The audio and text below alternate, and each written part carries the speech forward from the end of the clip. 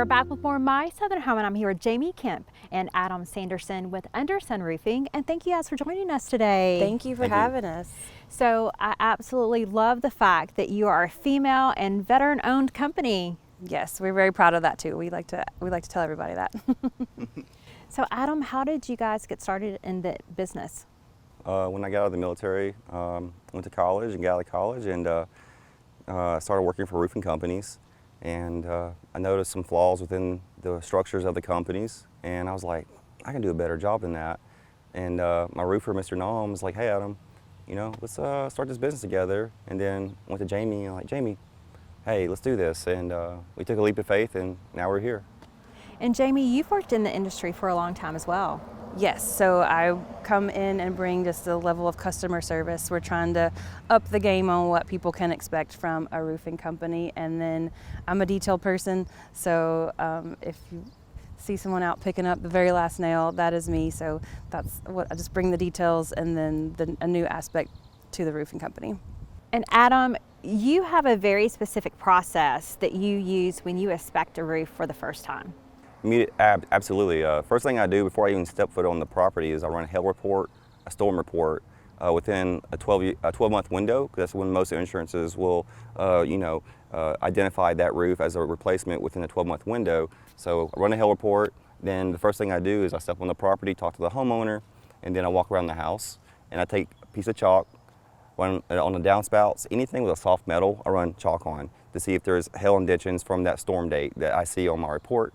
As soon as I identify that, I go on top of the roof and I do a thorough inspection for wind damage and hail damage, any active leaks. And then immediately when I'm done with that roof inspection, I go into the attic and then I look for any leaks in the attic, rusty nails, any kind of problems that I see from the roof so I can identify to the customer. Adam, do you also make sure that the ventilation system is adequate for the home? Oh, absolutely. So most houses pre-2001, 2002, or have box vents, and usually a lot of these houses, when I step into the attic, are way humid and way hot, 120, 140 degrees in the attic.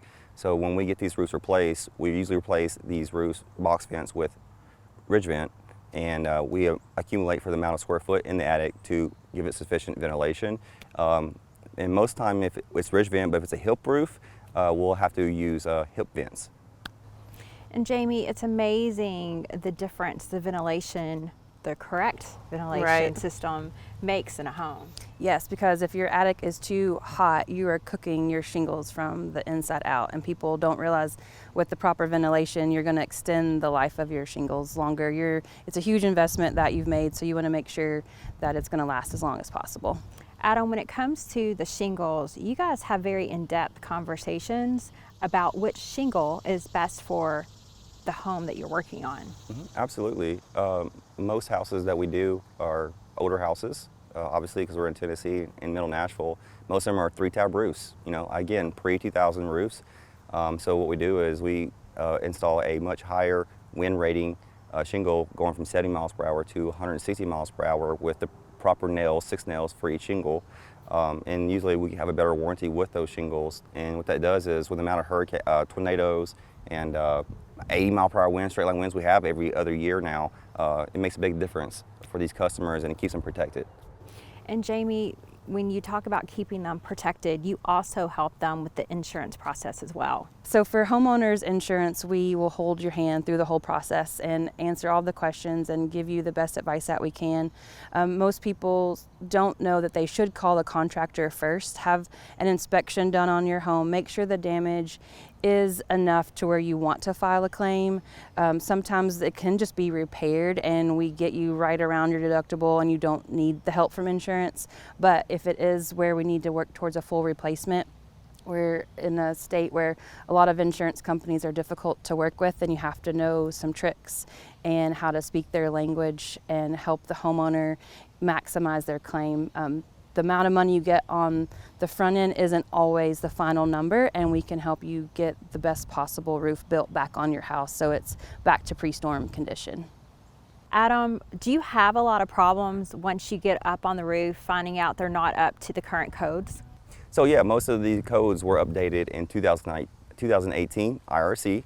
So previous to that, most of these houses don't have drip edge, which is most counties now in the state of Tennessee is required.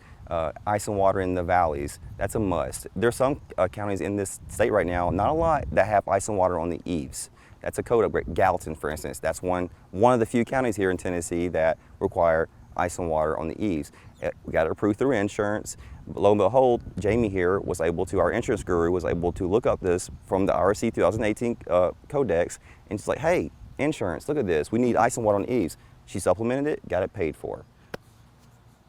And Jaime, that's a really important part of insurance. Is a lot of people, they think that they have this amazing insurance policy, and then something happens and they realize that they're not as insured as they think that they are. Yes, it's very common right now where people don't know to even ask about it, and their agents don't tell them, but code upgrade coverage is something I talk to a lot of our homeowners about because of the drip edge and the ice and water.